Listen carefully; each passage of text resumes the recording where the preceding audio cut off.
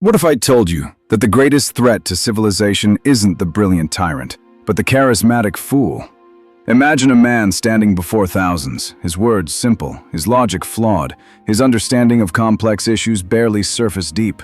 Yet the crowd roars. They believe, they follow, they would die for him. Meanwhile, in the shadows, genuine experts, economists, historians, scientists, watch in horror as their careful analysis is swept aside by a single tweet, a catchy slogan, or a promise so absurd it could only come from someone who truly doesn't understand what they're promising. This isn't a modern phenomenon. This is the oldest story in human civilization. And Niccolò Machiavelli, writing in the blood-soaked political landscape of 16th century Italy, saw it coming from 500 years away. Everyone sees what you appear to be. Few experience what you really are. Machiavelli wrote these words in The Prince, but he might as well have been describing every major political upset of the last century. The man who appears confident, decisive, and certain will always triumph over the one who appears hesitant, nuanced, and complex, even when the hesitant one is right and the confident one is catastrophically wrong. But here's where it gets truly disturbing. What we call stupidity in our leaders might not be stupidity at all. It might be the most sophisticated form of intelligence, a weaponized ignorance that cuts through the noise of rational discourse like a blade through silk. The fool who gains power isn't necessarily stupid. There's something far more dangerous. They're strategically stupid. Consider the great demagogues of history. They didn't rise to power despite their intellectual limitations. They rose to power because of them. Their inability to grasp complexity became their greatest strength. While scholars debated the nuances of economic policy, these leaders offered simple solutions to complex problems. While experts warned of unintended consequences, these leaders promised immediate results. While intellectuals spoke in careful, measured tones, these leaders spoke the language of the crowd, emotional, direct, and absolutely certain. The crowd doesn't want to think. Thinking is hard. Thinking is uncomfortable. Thinking forces you to confront the possibility that your beliefs might be wrong, that your problems might not have easy solutions, that the world might be more complex than you want it to be. The leader who spares them this discomfort, who tells them that their instincts are right and their enemies are simple, becomes not just a leader, but a savior. This is why Machiavelli understood something that modern political scientists are only beginning to rediscover. In politics, appearing wise is often less valuable than appearing certain. The leader who admits uncertainty, who acknowledges the complexity of problems, who speaks in careful qualifications and nuanced positions, signals weakness to a crowd that desperately wants to believe in simple answers. But there's a darker layer to this story, one that Machiavelli hinted at but perhaps didn't fully explore. Some of these stupid leaders aren't stupid at all. They're performing stupidity. They're using ignorance as a mask, simplicity as a weapon, and the crowd's desire for easy answers as a ladder to power. They understand that in a world where information is overwhelming and expertise is distrusted, the person who can cut through the noise with simple, emotionally satisfying messages will always have an advantage over the person who insists on explaining why things are complicated. The most terrifying possibility isn't that stupid people gain power by accident. It's that some of them gain power by design, by understanding that in a democracy, the most effective way to manipulate the masses is to appear as simple as they are. The question isn't whether this is happening. The question is, how do we tell the difference between genuine ignorance and performed ignorance? And more importantly, does the difference even matter when the results are the same? But before we can understand how stupidity becomes power, we need to understand something even more unsettling. What if the stupidity itself is the disguise? How do you hide a knife? You wrap it in silk. How do you hide intelligence? You wrap it in stupidity. The most dangerous person in any room isn't the one everyone fears, it's the one everyone underestimates.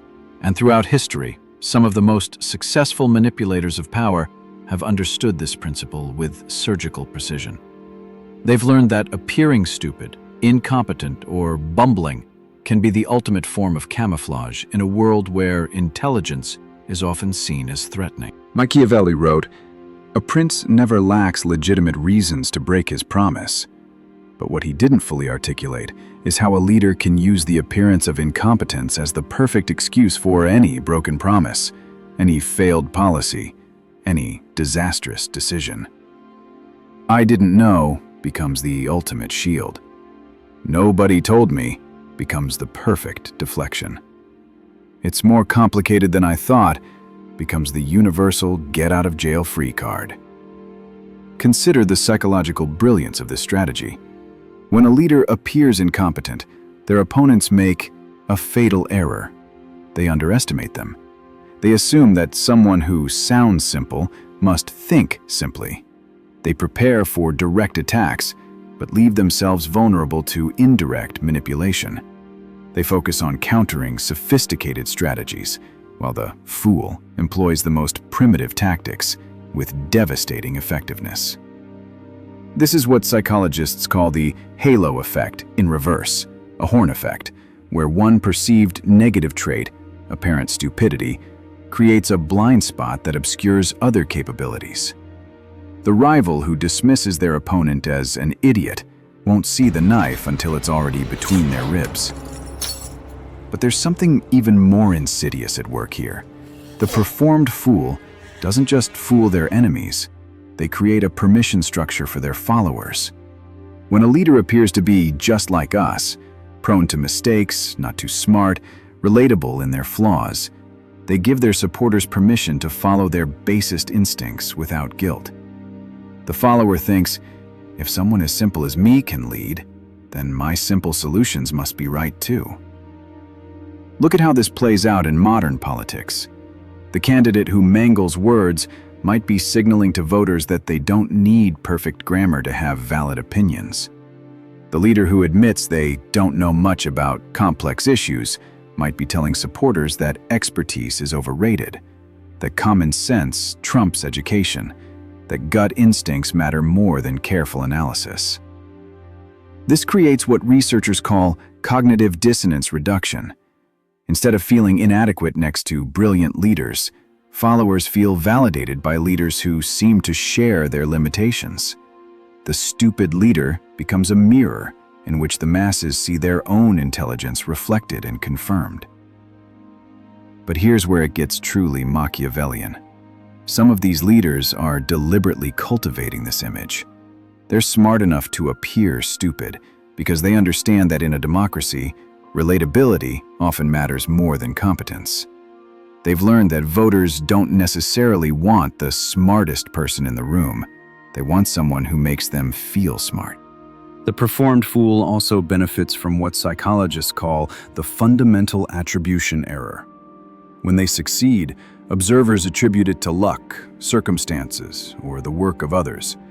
This creates a feedback loop of underestimation that protects them from the kind of scrutiny that brilliant leaders face. Nobody expects genius moves from someone they perceive as intellectually limited, so when those moves come, they're dismissed as accidents rather than recognized as strategies.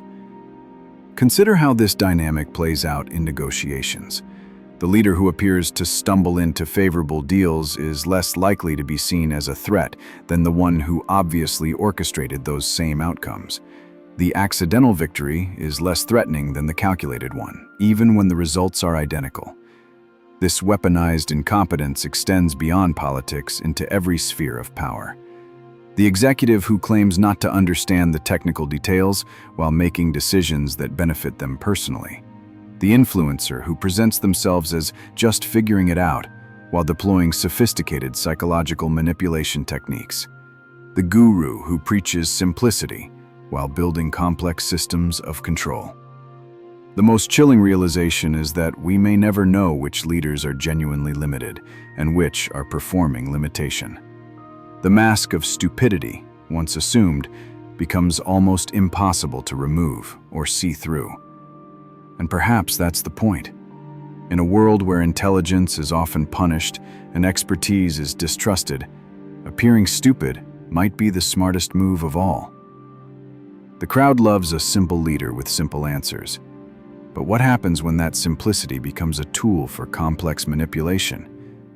Why does a lie repeated 1,000 times become more believable than a truth spoken once?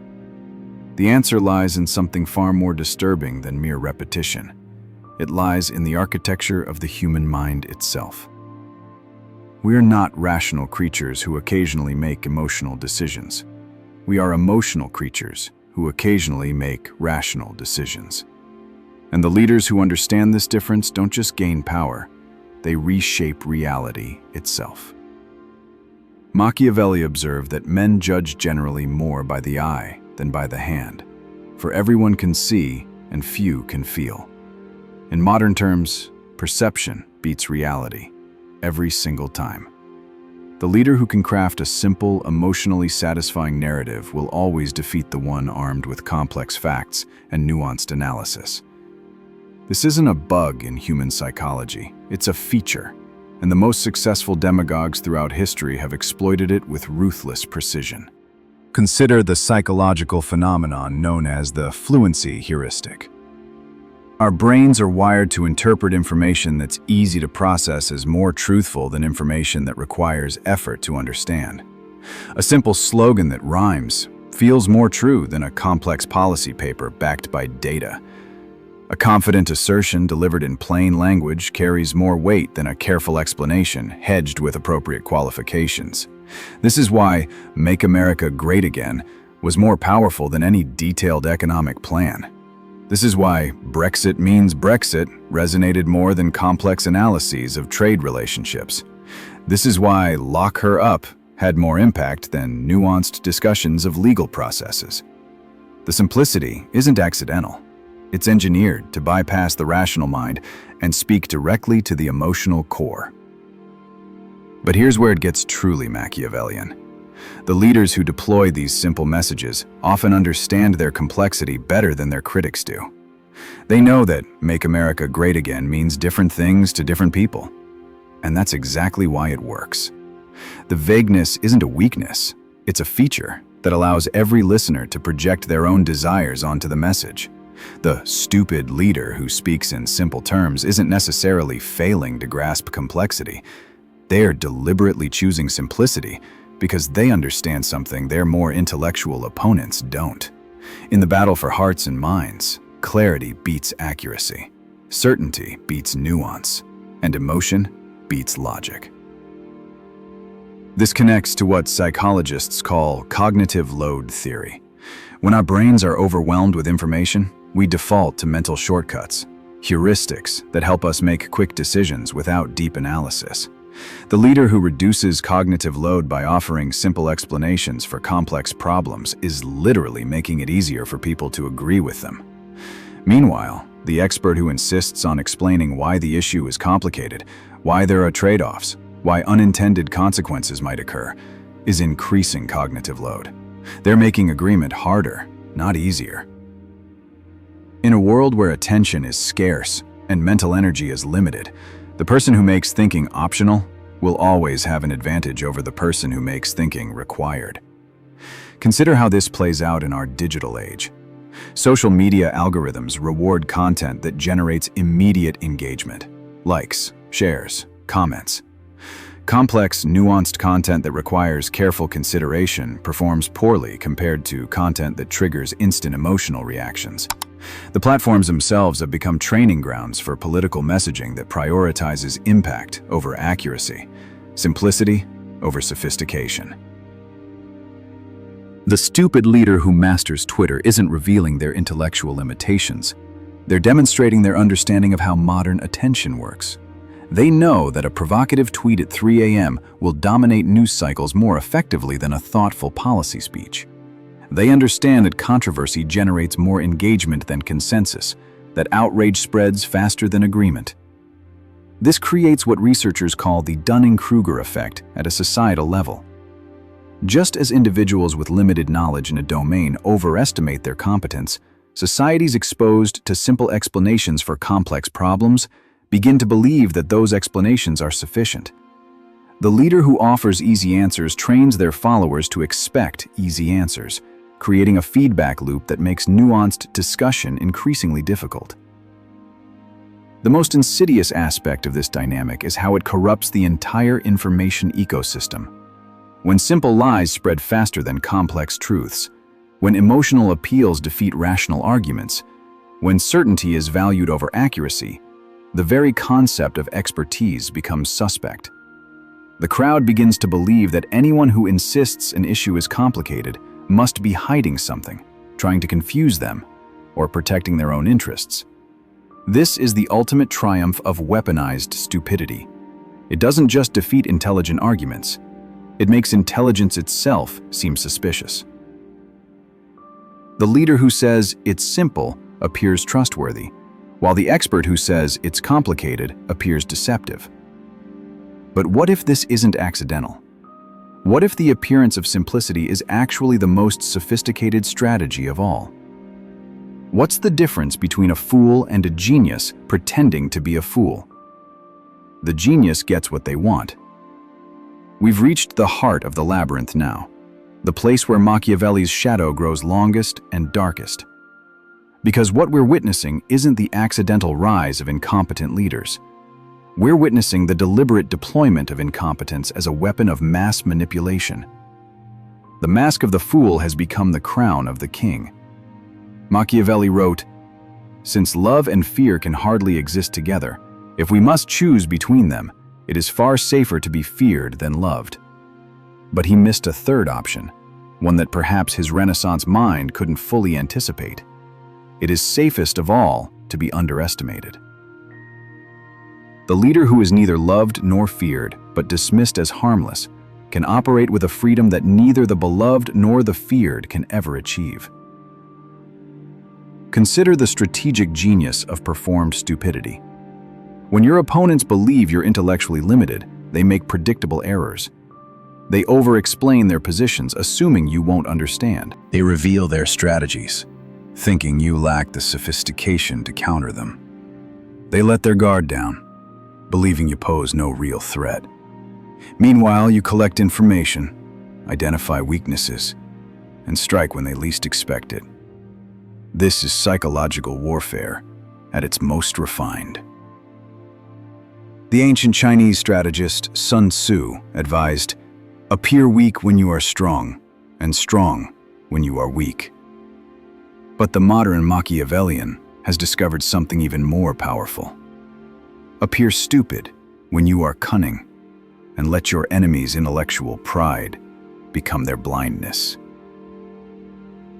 The performed fool benefits from what intelligence analysts call the sophistication bias, the tendency for highly educated people to assume that complex problems require complex solutions and complex thinking. When they encounter someone offering simple solutions, they immediately dismiss both the person and the approach. This dismissal creates a cognitive blind spot where the simple leader can operate undetected. But there's an even darker layer to this strategy. The leader who successfully performs stupidity doesn't just fool their opponents. They create plausible deniability for every action they take.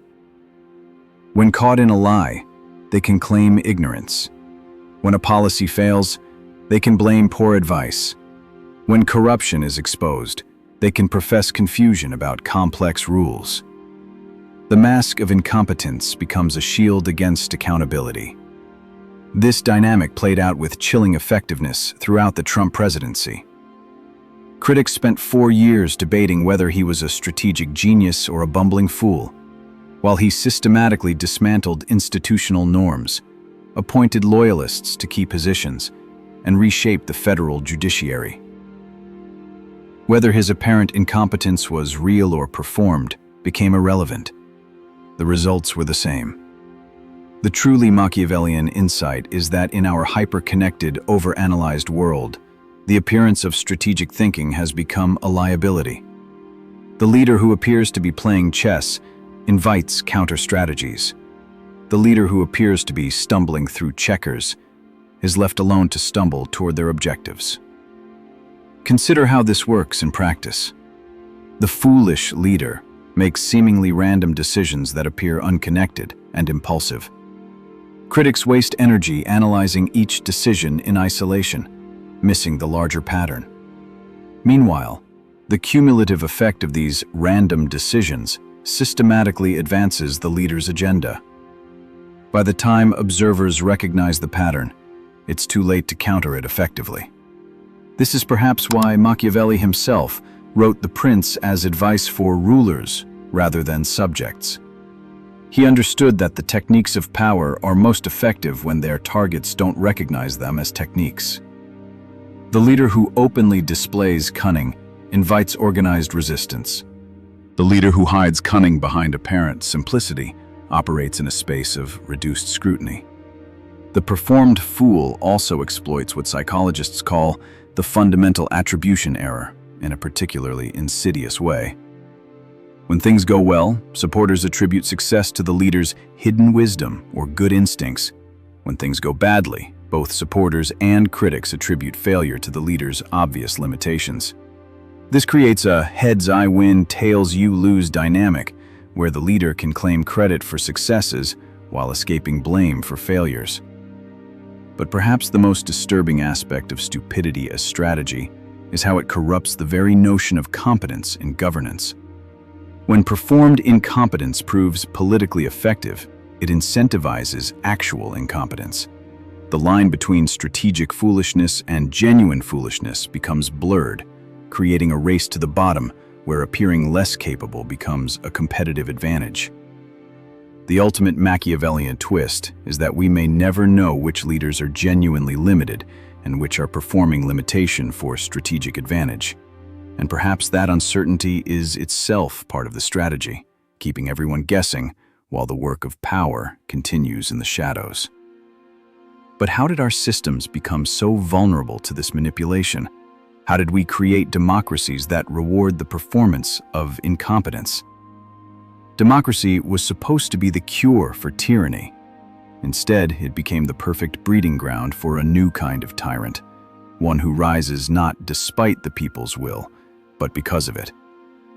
The architects of modern democracy had a beautiful dream that, given the choice, people would select their wisest, most capable leaders. They imagined informed citizens carefully weighing policies, comparing qualifications, choosing competence over charisma. They built a system based on the assumption that democracy would elevate the best among us. They were catastrophically wrong. Machiavelli, watching the chaos of Renaissance Italian politics, would have seen our modern democratic systems with grim recognition. The promise given was a necessity of the past. The word broken is a necessity of the present, he wrote. But he might have added, the system itself has become a necessity for those who understand how to break it. Our democratic institutions weren't designed for the world we live in now. They were built for a time when information was scarce, when political campaigns were local affairs, when the electorate was smaller and more homogeneous. They weren't designed for 24-hour news cycles, social media algorithms, or the weaponization of attention itself. Consider the modern primary system, supposedly the democratic process by which parties select their best candidates.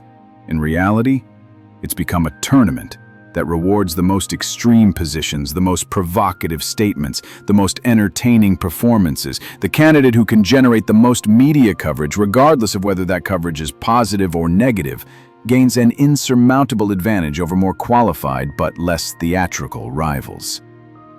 This is what political scientists call the primary trap, the system that forces candidates to appeal to the most ideologically committed base voters, who are precisely the people most likely to reward simplistic messaging and punish nuanced positions. The candidate who survives this process isn't necessarily the most competent. They're the most willing to perform the kind of political theater that activates partisan emotions. But the corruption runs deeper than just candidate selection. The entire information ecosystem that feeds democracy has been optimized for engagement rather than accuracy. Social media platforms don't reward thoughtful policy analysis. They reward content that generates immediate emotional reactions. News outlets don't profit from boring competence. They profit from dramatic incompetence. This creates what researchers call the outrage economy, a media environment where the most extreme voices get the most attention, where controversy generates more revenue than consensus, where the politician willing to say the most outrageous thing dominates the news cycle.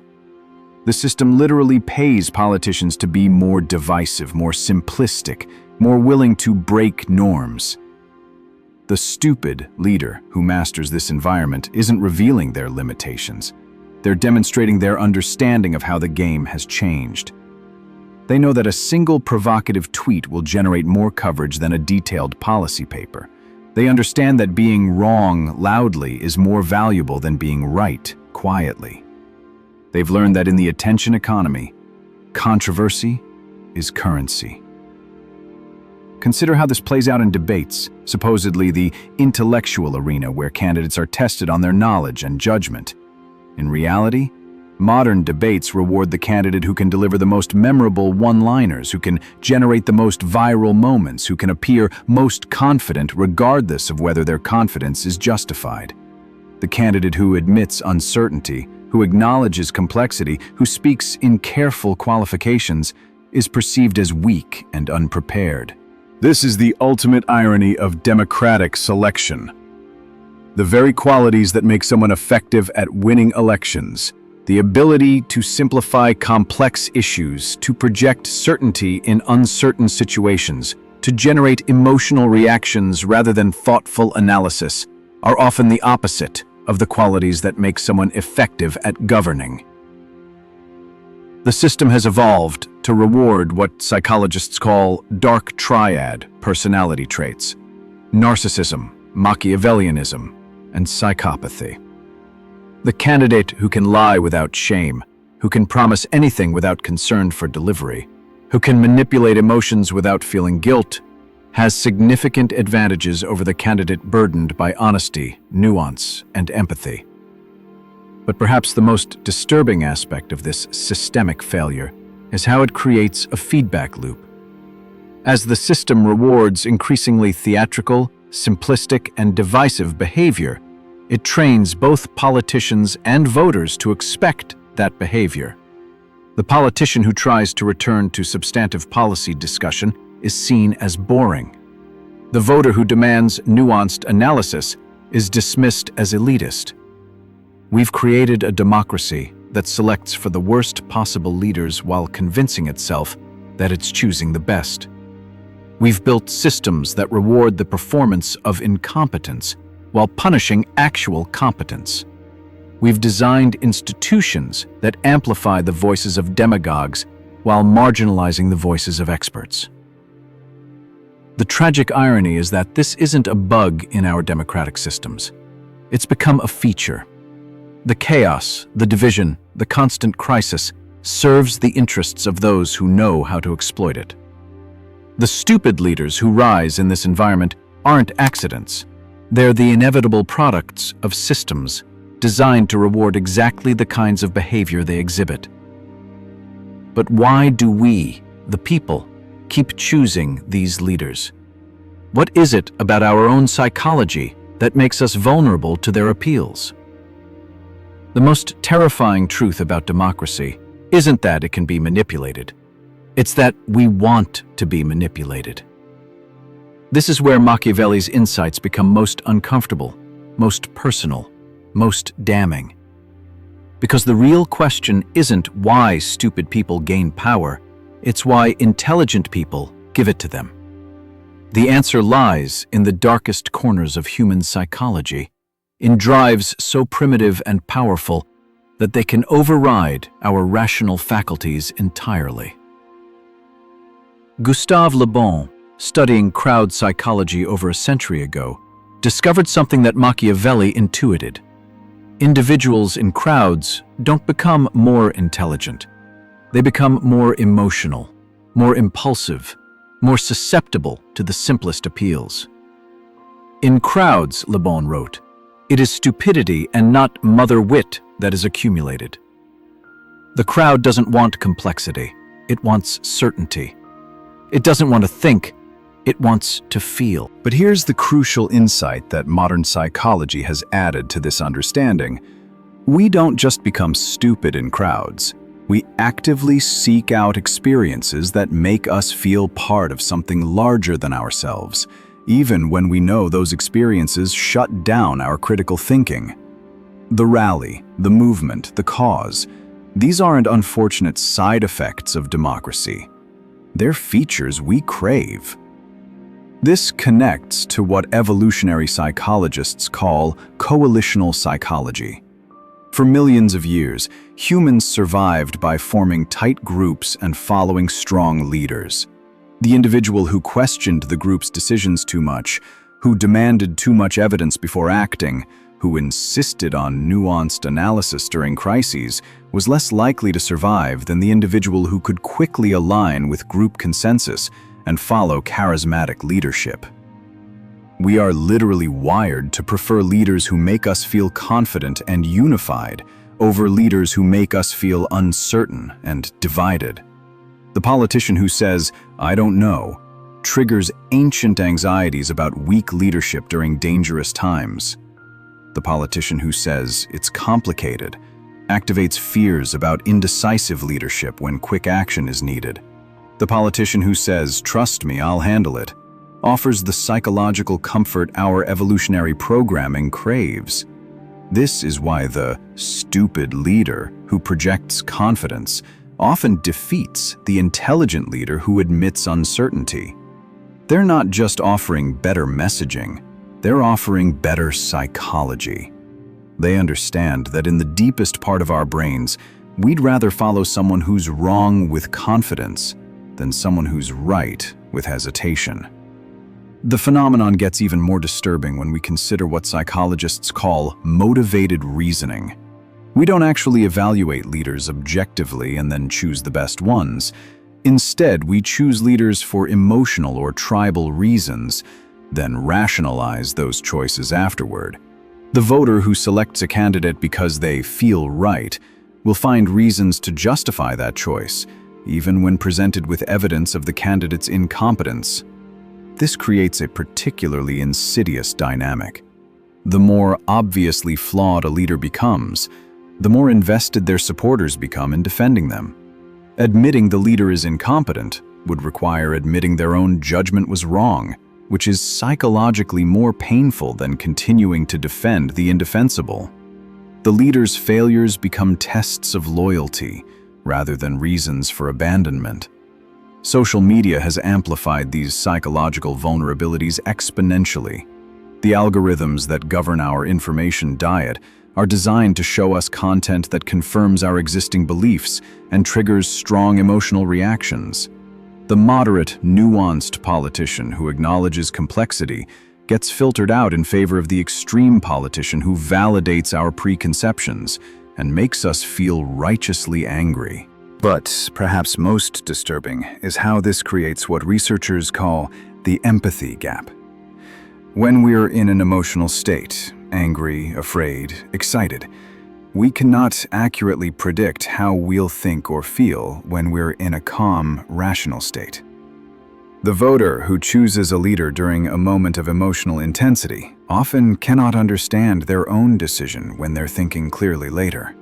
This is why demagogues work so hard to keep their audiences in heightened emotional states. The rally that generates passion, the tweet that provokes outrage, the speech that instills fear. These aren't just political theater. They're psychological manipulation designed to keep voters in the mental state where rational evaluation becomes impossible. The stupid leader who masters these techniques isn't appealing to our intelligence. They're bypassing it entirely. They understand that humans are not rational actors who occasionally make emotional decisions. We're emotional actors who occasionally make rational decisions, and those occasional moments of rationality can be systematically undermined. Consider how this plays out in the context of information processing. When we encounter information that challenges our preferred leader, we experience what psychologists call cognitive dissonance, the uncomfortable feeling of holding contradictory beliefs. Rather than changing our minds about the leader, which would be psychologically painful, we're more likely to dismiss the challenging information as biased, fake, or irrelevant. This creates an armor of willful ignorance around our preferred leaders. The more evidence accumulates of their incompetence, the more creative we become in explaining it away. The leader's obvious lies become strategic communication. Their clear mistakes become complex situations misunderstood by critics. Their manifest failures become successes that haven't been properly recognized yet. The ultimate tragedy is that this isn't a failure of democracy. It's democracy working exactly as human psychology dictates it must work. We don't choose leaders rationally because we're not rational creatures. We choose leaders emotionally, tribally, instinctively, and then construct rational-sounding justifications for choices that were never rational to begin with. Which brings us to the final, most chilling question. If Machiavelli could see us now, what would his warning be? And more importantly, is it already too late to heed it? 500 years ago, a man sat in exile, writing by candlelight about the nature of power. He thought he was describing the politics of Italian city-states. Instead, he was writing the playbook for the modern world.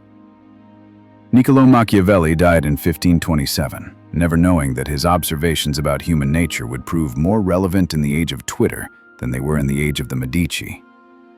But if he could witness our current moment, the rise of populist demagogues, the weaponization of ignorance, the systematic exploitation of democratic vulnerabilities, he would not be surprised. He would be terrified. Because Machiavelli understood something that we've forgotten. The price of political naivety is not just bad governance, it's the death of the very systems that make good governance possible.